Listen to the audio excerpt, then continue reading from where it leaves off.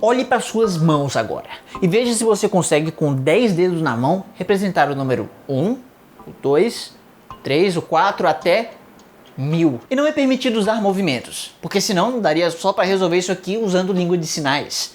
E a propósito, isso aqui é 1000 em língua de sinais. Ou seja, o grande problema seria encontrar 1000 configurações estáticas possíveis de se fazer com 10 dedos e 2 mãos humanas, de uma maneira que possua uma certa lógica e seja facilmente reconhecível.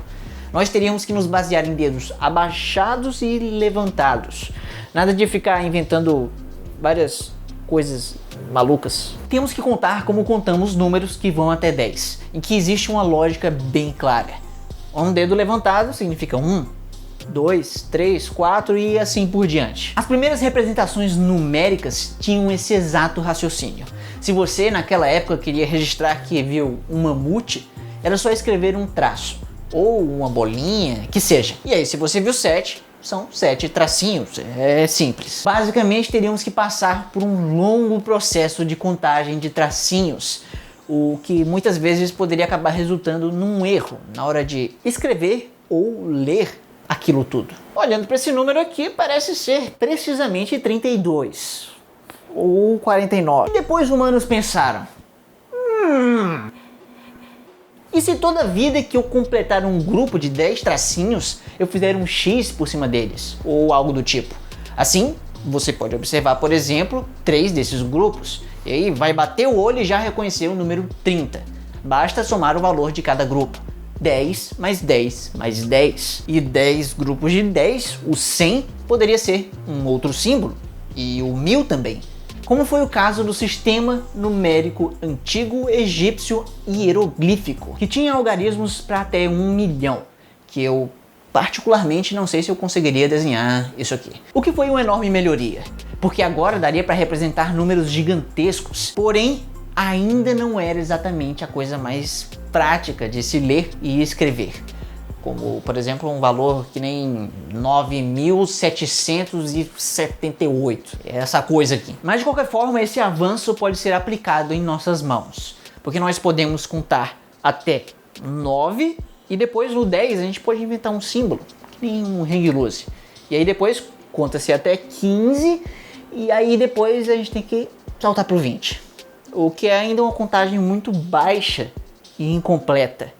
Mas pelo menos é uma bela homenagem ao Ronaldinho Gaúcho. E talvez até desse para fazer uma configuração para 100 e 1000.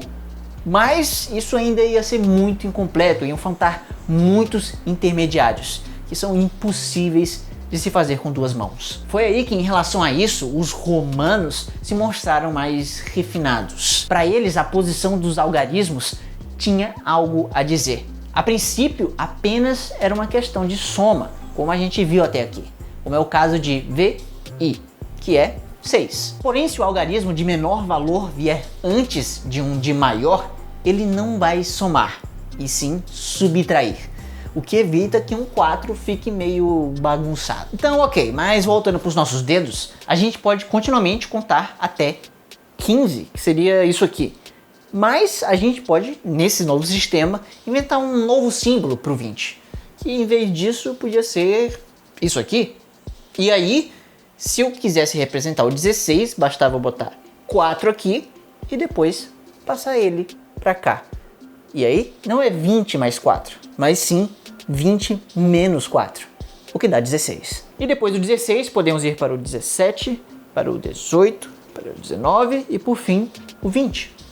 E aí depois podemos contar até 25 e aí para o 26 nós precisaríamos fazer isso mais uma vez e inventar um outro símbolo para 30. E assim teríamos que ficar inventando vários símbolos diferentes até 1000, de 10 em 10, o que é meio inviável. Por fim, chegamos ao sofisticado sistema numérico, criado por árabes e indianos, e influenciado por diversos outros povos, que é totalmente baseado na posição dos algarismos, que é inclusive o que nós usamos no dia a dia. Por exemplo, quando nós vemos o valor 748, entendemos que nós não devemos apenas puramente somar esses símbolos, mas antes disso, devemos atribuir um multiplicador de base 10 diferente para cada um.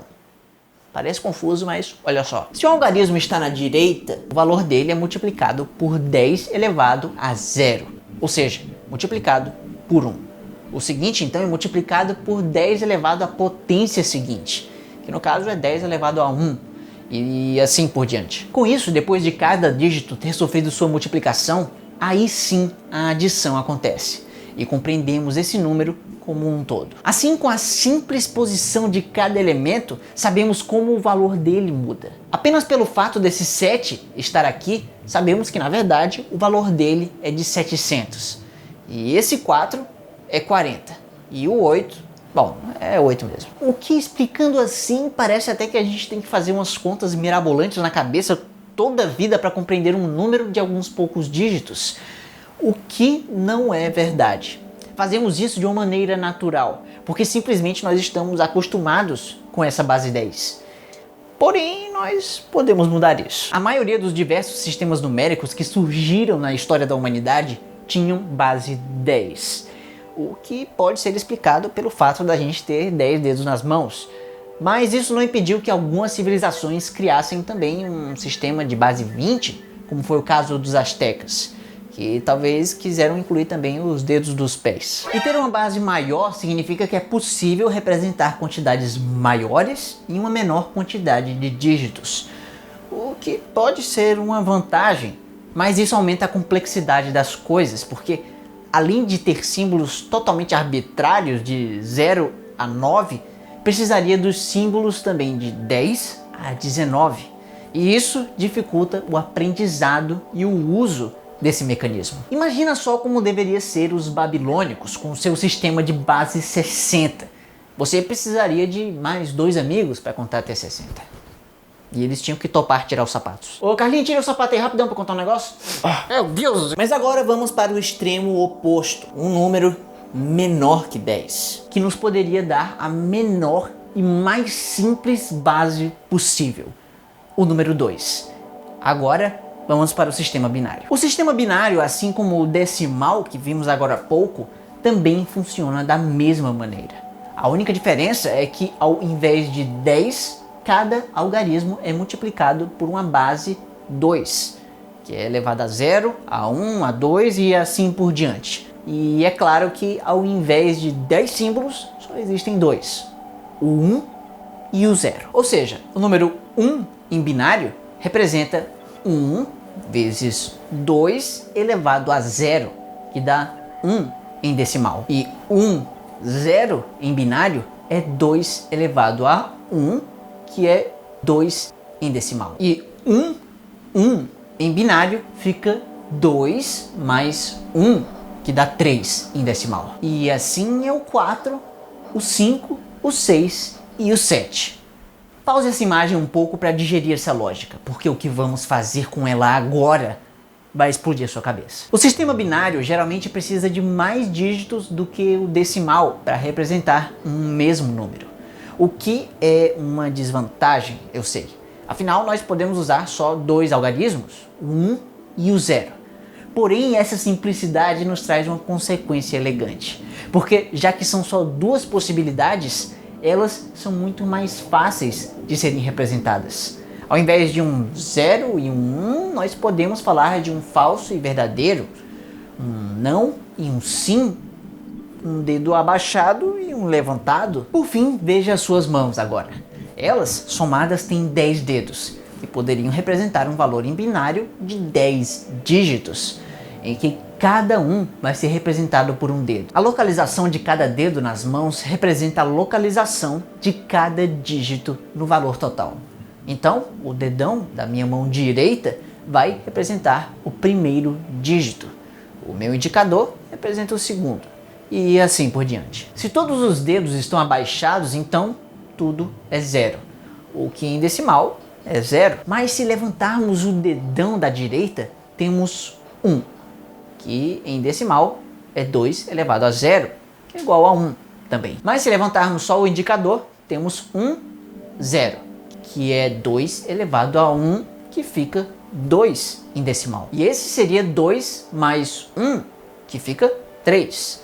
E assim seria o 4, que pode ser meio ofensivo para quem não manja de binário. Mas se nós levantarmos esse último lá no outro extremo oposto, temos 2 elevado a 9, o que dá 512, o que já é mais de meio caminho andado para a nossa meta. Inclusive, se nós abrirmos a mão esquerda por completo, temos 512 mais 256 mais 128 mais 64 e por fim mais 32, que dá quase o suficiente. Basta levantar mais esse dedo do 8 e tcharam, representamos o 1000. Mas nós somos ambiciosos na vida e podemos ir ainda mais longe e cometer a loucura de abrir totalmente as 2 mãos, o que seria uma sequência de 10 uns em binário, que equivale em decimal a 1023. Seguindo essa lógica simples, eu mesmo poderia contar até 1000 agora na sua frente, mas acho que você ficaria um pouco cansado disso, assim como as minhas mãos. Mas para nossa salvação, o incrível canal 3 Blue 1 Brown fez isso pela gente, o que é incrível. E se você quiser ficar sabendo de alguns números binários meio estranhos de representar com as mãos, basta ver os stories que eu acabei de postar no Insta, depois dá lá uma olhada. E bom, o que pode parecer difícil à primeira vista, pode ser até mais fácil do que nós estamos acostumados. Nós só achamos o sistema decimal fácil, natural e intuitivo porque nós estamos acostumados justamente com ele. Porém, pelo fato do binário ser o sistema mais simples possível, ele é o mais próximo que temos de um sistema universal de números, que pode tornar a matemática ainda mais próxima de ser a linguagem mais fundamental de todas, capaz assim de atravessar toda a imensa vastidão do universo. E você vai entender isso às 11 da manhã, na quarta da semana que vem. Um novo vídeo vai chegar e um novo patamar esse canal vai atingir. Mas até lá, se você quiser saber por que vacas não têm os dentes de cima, basta clicar nesse vídeo bem aqui, ou de repente ver esse vídeo relacionado, assim como o Matheus, que tá aí junto com seus doguinhos, Bonnie e Clyde, que eu mal conheço, mas eles já roubaram meu coração. E Matheus, muito obrigado por ser apoiador do maior canal de ciência do Nordeste. E não esquece que quarta tem um vídeo bem especial. Tchau!